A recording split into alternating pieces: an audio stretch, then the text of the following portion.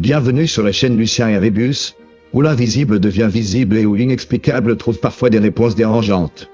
Aujourd'hui, plongeons dans l'univers des possessions démoniaques célèbres, ces histoires troublantes qui, pour certains, ne sont que des superstitions, mais qui, pour d'autres, cachent une réalité bien plus sombre. Et si ces événements étaient bien plus qu'une simple affaire de foi ou de folklore? Avant d'évoquer des cas précis, il est essentiel de comprendre ce qu'est une possession selon les experts en démonologie.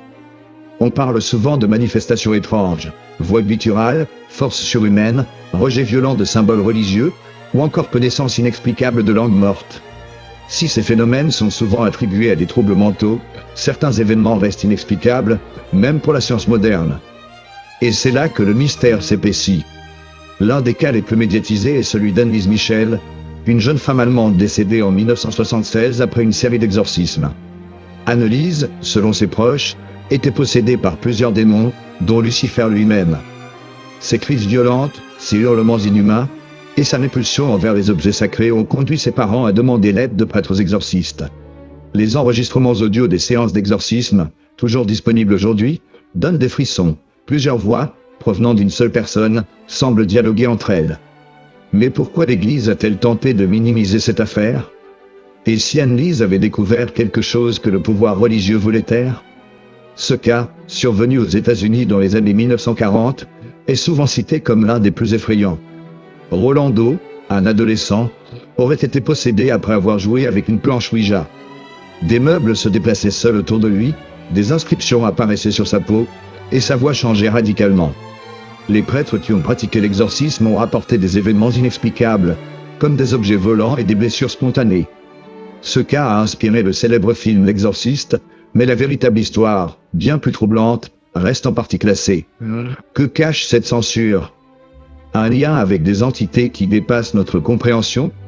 En 1906, en Afrique du Sud, une jeune fille nommée Clara Germana Solé aurait été possédée après avoir renié sa foi chrétienne. Elle parlait soudainement des langues qu'elle ne connaissait pas, comme le latin, et affichait une aversion violente pour les symboles religieux. Des témoins ont affirmé l'avoir vue léviter à plusieurs reprises. Les prêtres qui l'ont exorcisée ont décrit une lutte acharnée contre une force invisible, une véritable bataille spirituelle. Mais pourquoi Clara? Et si ces possessions étaient ciblées, visant des individus spécifiques pour des raisons que nous ignorons? Parmi les récits moins médiatisés, on trouve celui de l'Italien Gabriele Amorth, surnommé le prince des exorcistes. Selon lui, il aurait réalisé des milliers d'exorcismes au cours de sa vie, certains d'une intensité effrayante. Gabriele Amorth décrivait des patients criant dans des langues anciennes disparues, vomissant des objets métalliques ou lévitant sous ses yeux. Ce prêtre controversé affirmait que la possession démoniaque était bien plus fréquente qu'on ne l'imaginait et que de nombreux cas étaient ignorés par peur ou scepticisme. Certains cas célèbres semblent être liés à des lieux chargés d'une énergie particulière. Prenons la maison d'Amityville, qui aurait été le théâtre de phénomènes paranormaux après un massacre familial. Les enquêteurs paranormaux Ed et Lorraine Warren y ont détecté des présences démoniaques puissantes, affirmant que le mal était ancré dans le sol même. Ces lieux maudits seraient-ils des portails vers un autre monde, une dimension où les démons rôdent en quête de victimes? Un autre exemple frappant est celui de la forêt d'Aokigahara au Japon. Bien que connu pour d'autres tragédies, certains témoins affirment que l'endroit serait hanté par des esprits malveillants. Des phénomènes étranges, comme des voix désincarnées ou des sensations de présence oppressante, ont été rapportés par des visiteurs. Et si ces esprits n'étaient que des manifestations démoniaques camouflées? Depuis des siècles, les cas de possession sont souvent relégués au rang de superstition ou de maladie mentale. Mais pourquoi un tel effort pour décrédibiliser ces phénomènes? L'Église, qui reconnaît pourtant officiellement l'existence des démons, reste souvent silencieuse ou minimise les cas d'exorcisme. Et que dire de la science, qui préfère ignorer ce qu'elle ne peut expliquer? Certains théoriciens suggèrent que ces possessions pourraient être liées à des entités venues d'ailleurs, voire à des expériences menées dans l'ombre par des organisations secrètes. Et si ces démons n'étaient pas des créatures spirituelles, mais des êtres interdimensionnels utilisant notre peur comme énergie?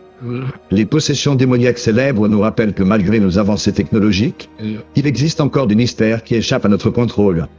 Qu'il s'agisse de phénomènes spirituels, psychologiques ou même extraterrestres, ces événements troublants soulèvent des questions fondamentales sur la nature du bien et du mal, et sur notre place dans l'univers. Alors, simple folklore ou vérité cachée? Une chose est sûre, ces histoires, qu'elles soient croyables ou non, nous pousse à regarder au-delà de ce que l'on nous enseigne. Merci d'avoir suivi cette plongée dans l'inexplicable sur Lucien et Rébus.